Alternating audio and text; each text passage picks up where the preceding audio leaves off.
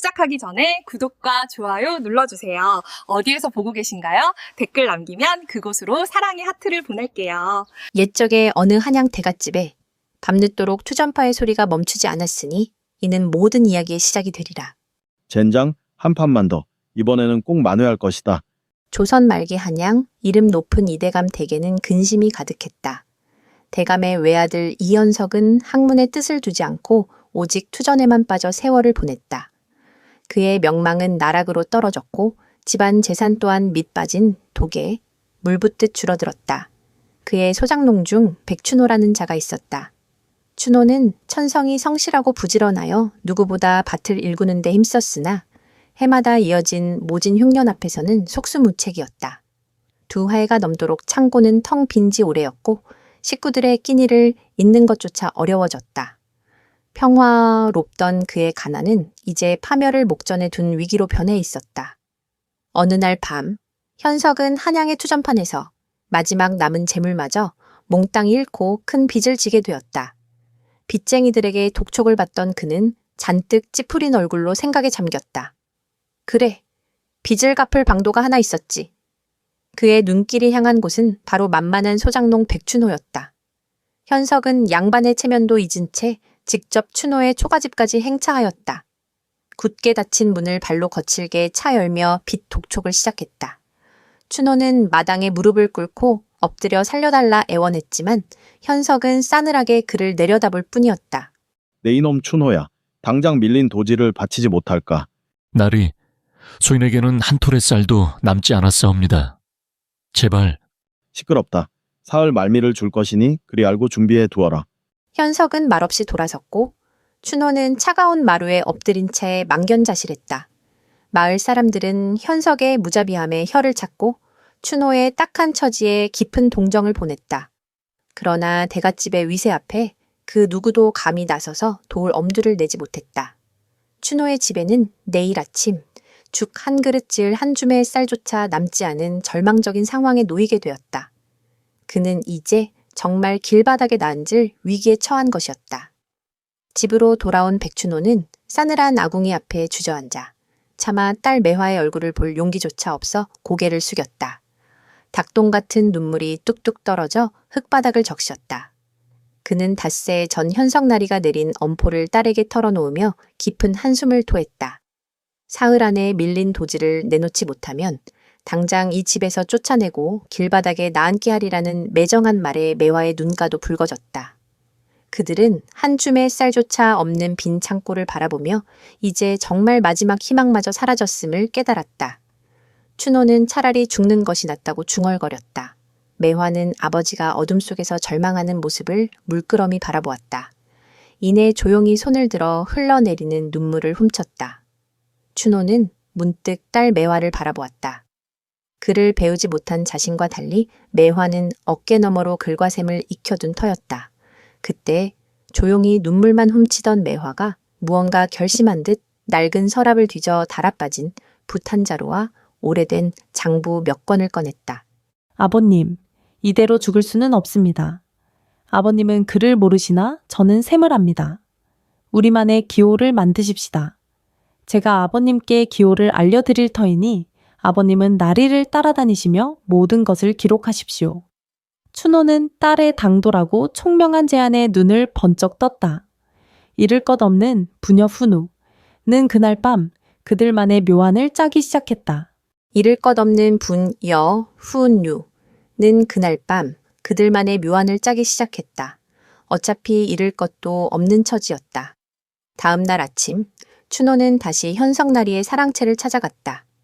감히 고개도 들지 못하고 뜰에 무릎을 꿇은 그의 모습은 전날과 다를 바 없이 비굴해 보였다. 그러나 춘호의 입에서 나온 말은 뜻밖이었다. 나리, 소인이 비록 가진 것은 없사오나 정직함은 있사옵니다.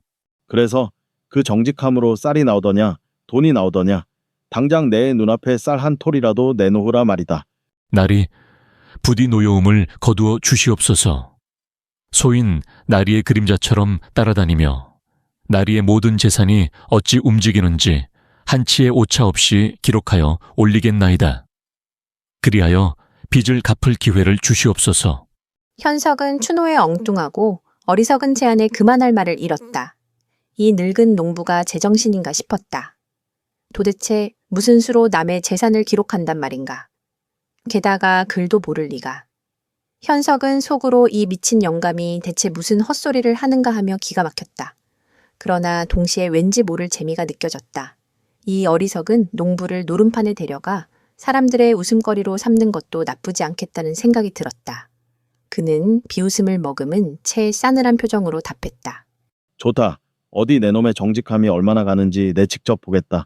당장 오늘 밤부터 나를 따라 노름판으로 오너라. 그날 밤부터 백춘호는 굳게 마음먹고 현석 나리를 따라 투전판에 드나들기 시작했다. 그는 노름판 한 구석에 조용히 자리를 잡고 앉아 매화가 일러준 독특한 기호들로 현석의 주머니에서 오고 간 돈의 내역을 한자도 빠짐없이 기록하기 시작했다. 옆에서 투전에 열을 올리던 한량들은 글도 모를 농부가 점잖게 앉아 붓을 놀리는 것을 보고는 배를 잡고 낄낄거렸다. 저 늙은이가 제정신이 아닌가 보다. 돈을 세는 척하는구먼 하며 손가락질하며 조롱했다.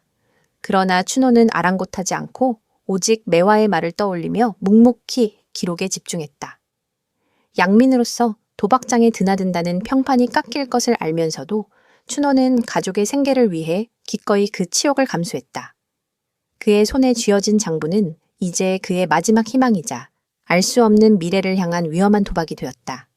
그로부터 몇 달의 시간이 속절없이 흘러갔으나 이 현석 나리의 투전판에서의 패배는 마치 끈질긴 그림자처럼 그를 따라다녔다. 한 번의 승리가 수많은 패배 속에 파묻히기 일쑤였고 그의 주머니는 마를 새가 없었다. 처음에는 자신의 재물을, 다음에는 어머니께 물려받은 폐물을, 그리고 마침내 아버지 이대감의 곳간에까지 은밀히 손을 대기 시작했다. 그는 밤마다 몰래 곳간 문을 열고 들어가 귀한 재물들을 훔쳐내어 노름빚을 메우기에 급급했다. 그의 마음속에는 늘 불안과 탐욕이 뒤섞여 요동쳤다. 언제쯤 이 비지의 굴레에서 벗어날 수 있을까 하는 초조함과 한 방으로 모든 것을 되찾으리라는 허황된 희망이 그의 정신을 좀먹고 있었다. 한양 대갓집의 주인인 이대감은 평소에도 살림살이를 꼼꼼히 살피는 성격이었다. 어느 날 그는 정기적으로 장부를 확인하던 중 곳간에 보관되어 있어야 할 곡식과 재물의 양이 장부에 기록된 것과 현저하게 다르다는 사실을 깨달았다. 처음에는 단순히 집사나 아랫 것들의 실수련이 생각했으나 그 차이가 너무나 커서 단순한 착오로 넘길 수 없었다. 이대감은 이내 얼굴에 수심이 가득한 채로 집사를 불러 추궁하기 시작했다. 집사는 온몸을 떨며 땀을 비오듯 흘렸으나 영문을 알지 못한다며 억울함을 호소할 뿐이었다. 대감의 날카로운 추궁에도 불구하고 집사는 그저 고개를 숙이고 알지 못한다 답할 따름이었다. 그때마다 이현석은 옆에서 태연한 척하며 집세게 엄하게 꾸짖는 신용을 하곤 했다. 하지만 이대감의 의심은 좀처럼 사그라지지 않았다. 그는 밤늦도록 잠 못 이루고 자신의 장부를 다시 들춰보며 깊은 생각에 잠겼다.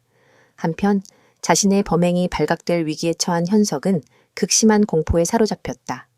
그는 이미 탕진한 재산과 불어난 빚 때문에 머리칼이 쭈뼛 지경이었다. 아버님께 모든 진실이 드러나는 날에는 그의 삶은 물론이요, 집안의 명예까지 땅에 떨어질 것이 분명했다. 궁지에 몰린 그는 자신의 파멸을 막을 수단으로 또 다른 악행을 도모하기 시작했다. 그의 머릿속에는 오직 한 사람, 늘 제 옆에서 장부를 기록하던 소장농 백춘호가 떠올랐다. 노름판을 드나들며 사람들의 눈에 띈 데다 글도 제대로 모르는 천한 농부가 대갓집의 곳간을 훔쳤다고 하면 그 누구도 의심하지 않을 것이라 생각했다. 현석은 치밀하고 교활하게 계획을 실행에 옮겼다. 그는 며칠 밤낮으로 춘호의 일거수일투족을 살폈다. 그리고 춘호가 잠시 자리를 비운 틈을 타 몰래 춘호의 낡은 보찜 속에 자신이 곳간에서 훔쳐낸 돈주머니 하나를 숨겨두었다. 그 돈주머니에는 이대감만이 알 수 있는 특별한 표식이 새겨져 있었다. 이제 모든 준비가 끝났다. 현석은 마치 큰 죄인을 잡아낸 의인이라도 된 양, 당장 이대감을 찾아가 무릎을 꿇고 춘호를 고발했다. 사건은 이제 현석 개인의 채무 관계를 내며 대갓집의 재산을 훔친 중죄인의 심판으로 그 성격이 격상되었다. 대감의 집안 재산에 손을 댔다는 것은 곧 가문의 위신을 심각하게 훼손한 중죄가 될 터였다.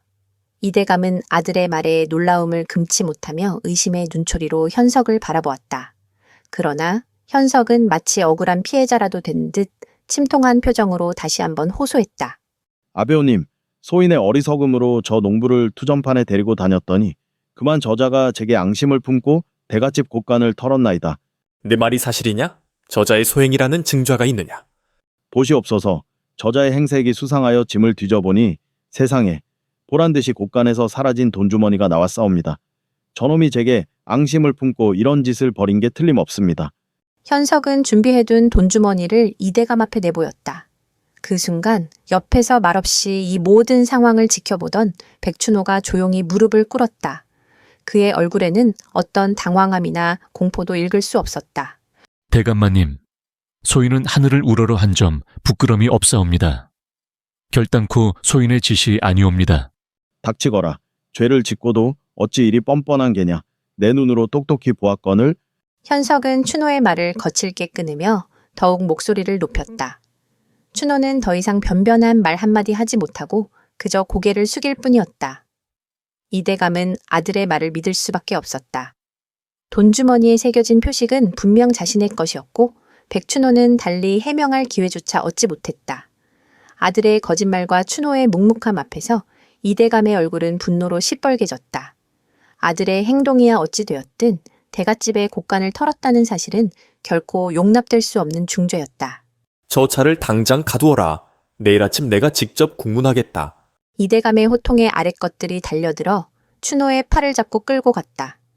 춘호는 영문도 모른 채 대갓집에 눅눅하고 어두운 창고에 갇히는 신세가 되었다. 그는 꼼짝없이 도둑이라는 누명을 쓰고 말았다.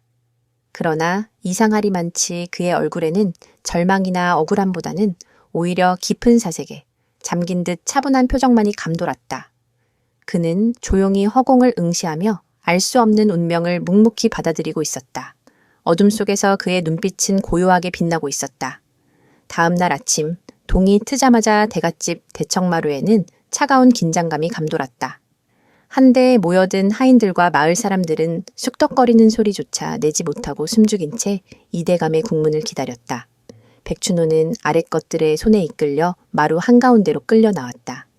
그의 두 무릎이 차가운 마룻바닥에 닿는 순간 주변의 시선은 마치 칼날처럼 그의 등을 꿰뚫는 듯했다. 그러나 춘호는 고개를 숙이지 않았다. 오히려 그의 눈빛은 어둠 속에서도 흔들림 없이 빛나던 전날 밤과 마찬가지로 고요하면서도 형형한 빛을 띠고 있었다. 이대감은 근심과 노여움이 뒤섞인 얼굴로 춘호를 내려다보았다. 감히 대갓집의 재물에 손을 댄 죄인을 심판하는 그의 목소리에는 단호함이 서려 있었다. 백춘호, 내 이놈! 네가 대갓집의 곳간을 털어 재물을 빼돌린 것이 사실이냐? 바른 대로 고하면 죄를 조금이나마 감해주겠지만 끝까지 오리발을 내민다면 엄한 형벌을 면치 못할 것이다. 춘호는 여전히 고개를 들고 이대감의 눈을 똑바로 응시했다. 그의 시선에는 두려움이나 억울함보다는 모든 것을 체념한 듯하면서도 굳건한 의지가 담겨 있었다. 이대감은 미간을 찌푸렸지만 최후 변론의 기회는 죄인에게도 주어지는 법이니 고개를 끄덕였다. 감사합니다. 소인은 다른 말은 올리지 않겠사옵니다. 다만 어제 소인이 갇혔던 창고에 소인의 낡은 장부 한 권이 있사옵니다. 그것을 가져와 주시옵소서. 소인의 모든 진실은 이 낡은 책 한 권에 담겨 있사옵니다. 춘호의 말에 대청마루는 술렁거렸다. 저 무지렁이 농부가 무슨 헛소리를 하는가. 죄를 덮으려고 또 다른 거짓을 꾸미는 것이 분명하다는 수군거림이 오갔다. 옆에 서 있던 현석은 춘호의 말에 코웃음을 쳤다. 아버님, 저런 농담 같은 것에 현혹되지 마시옵소서. 글 한자도 모르는 천한 농부가 무슨 장부를 기록했단 말입니까? 필시 거짓말이옵니다. 현석은 춘호의 어리석음을 비웃듯 조롱 섞인 눈길을 보냈다. 좌중의 몇몇은 그저 죄를 모면하려는 어리석은 농부의 마지막 발악이라 여기며 쿡쿡거렸다. 그러나 이대감은 달랐다. 평소 살림살이와 집안의 재물을 꼼꼼히 살피는 것이 몸에 밴 습관이었던 그는 아들의 말에도 불구하고 왠지 모를 미심쩍음을 떨칠 수 없었다. 혹시라도 모를 작은 단서라도 놓칠세라. 이대감은 고개를 돌려 집세게 명했다. 가서 백춘호가 말한 장부를 가져오너라. 얼마 지나지 않아 집사는 먼지 쌓인 낡은 장부 한 권을 들고 왔다. 겉보기에는 아무렇게나 휘갈겨 쓴 낙서투성이처럼 보였다. 현석은 다시금 비웃음을 참지 못하고 헛기침을 했다. 이대감은 아무 말 없이 장부를 받아들었다. 낡고 해진 종이에는 붓으로 그린 기호들이 가득했다. 글을 모르는 백춘호가 어떻게 이런 것을 기록했을까 하는 의구심이 들었지만 꼼꼼한 이대감은 한 장 한 장 넘겨보기 시작했다. 그의 손이 천천히 장부의 페이지를 넘길 때마다 대청마루에는 오직 종이 넘어가는 소리와 춘호의 굳건한 침묵만이 감돌았다. 모두의 시선은 장부를 들여다보는 이대감의 얼굴에 고정되어 있었다. 이대감은 아무 말 없이 장부를 받아들었다. 낡고 해진 종이에는 알아볼 수 없는 기호들만 가득했다. 이대감은 미간을 찌푸렸고 현석은 저런 낙서를 증거라고 내밀었냐는 듯 비웃음을 흘렸다. 이것이 무엇이냐? 알아볼 수 없는 그림뿐이거늘. 대감마님, 그것은 소인의 딸아이와 소인만이 아는 기호이옵니다. 부디 소인이 지금부터 아뢰는 것을 대감마님의 장부와 대조하여 주시옵소서. 춘호는 무릎을 꿇은 채 담담히 입을 열었다. 정월 초사흔날, 나리께서는 군자금 명목으로 백냥을 가져가셨으나 그날 밤 투전판에서 모두 잃으셨사옵니다. 이대감의 손이 떨리기 시작했다. 춘호의 말이 자신의 회계 장부에 적힌 날짜와 액수, 그리고 그 용처 군자금과 정확히 맞아떨어졌기 때문이었다. 이대감의 얼굴은 삽시간에 하얗게 질렸다. 우연이라 하기에는 너무나도 명백한 일치였다. 이대감의 시선이 차갑게 현석에게로 향했다. 현석은 안절부절 못하며 애써 시선을 피했다. 정월 초사흔날 네가 굴량미 조달에 쓴다며 가져간 돈이 100냥. 그런데 이 장부에는 그날 밤 네가 투전판에서 100냥을 잃었다고 되어 있구나. 현석의 얼굴은 순식간에 잿빛으로 변했다. 그의 심장이 발밑으로 곤두박질 치는 듯했다. 모두의 시선이 이제 춘호가 아닌 자신에게로 꽂히는 것을 느끼자 그는 식은땀을 줄줄 흘리며 애써 변명했다. 그것은 우연의 일치옵니다. 백춘호는 이때를 놓치지 않았다. 그는 조용히 그러나 단호하게 말을 이었다. 나리, 그날 밤엔 박서방네 아들이 나리께 돈을 빌려주지 않았사옵니까? 춘호의 말은 현석의 변명에 쐐기를 박는 듯했다.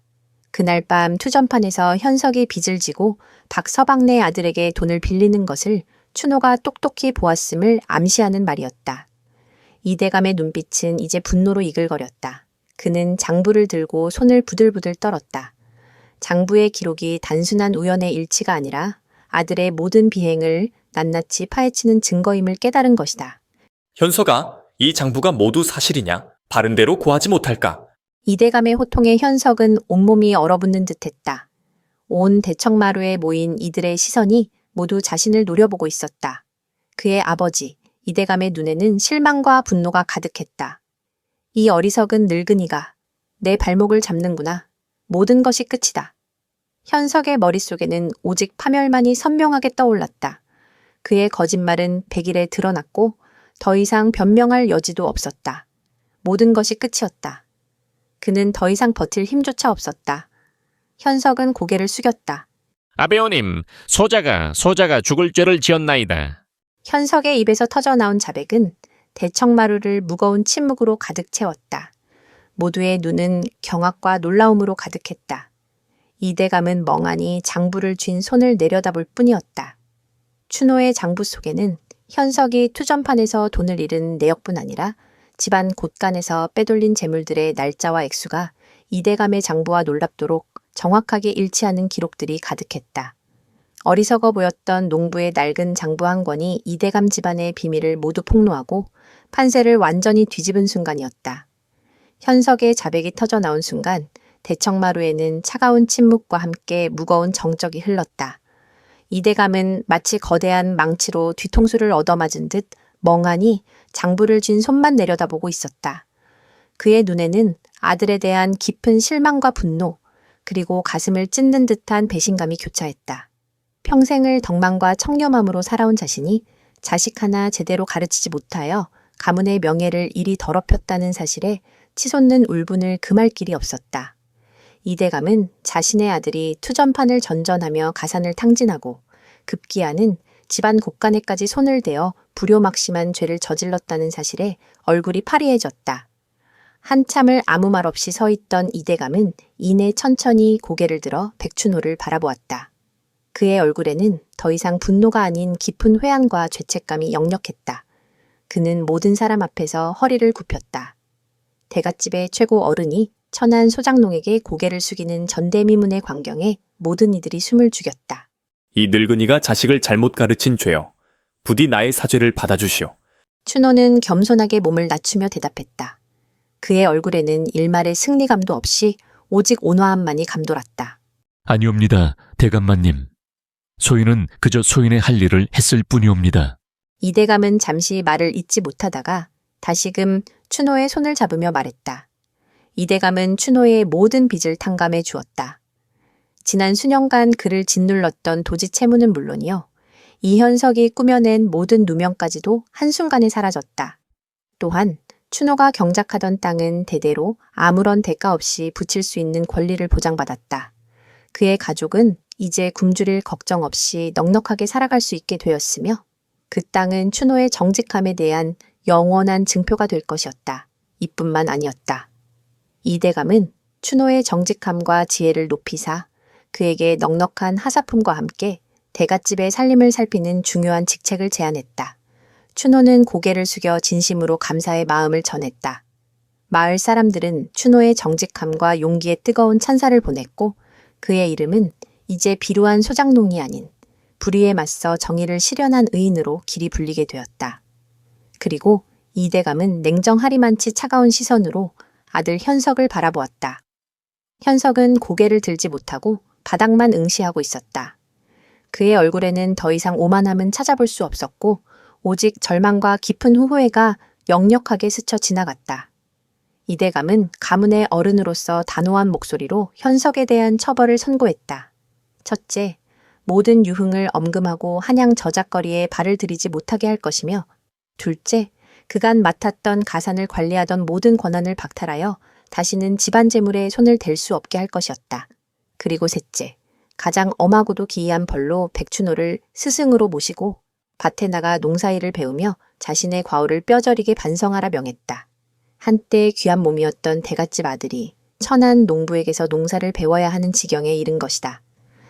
이는 현석에게 있어 재산의 박탈보다 더 큰 정신적인 치욕과 고통이 될 것이 분명했다. 대감은 무거운 한숨을 내쉬며 춘호에게 다시 시선을 돌렸다. 앞으로 저 어리석은 아들의 정신을 바로잡는 일은 그대가 좀 도와주어야겠소. 춘호는 겸허히 고개를 끄덕였다. 그의 얼굴에는 승리의 희열이나 복수심 대신 모든 것을 포용하는 듯한 자비로운 미소가 어렸다.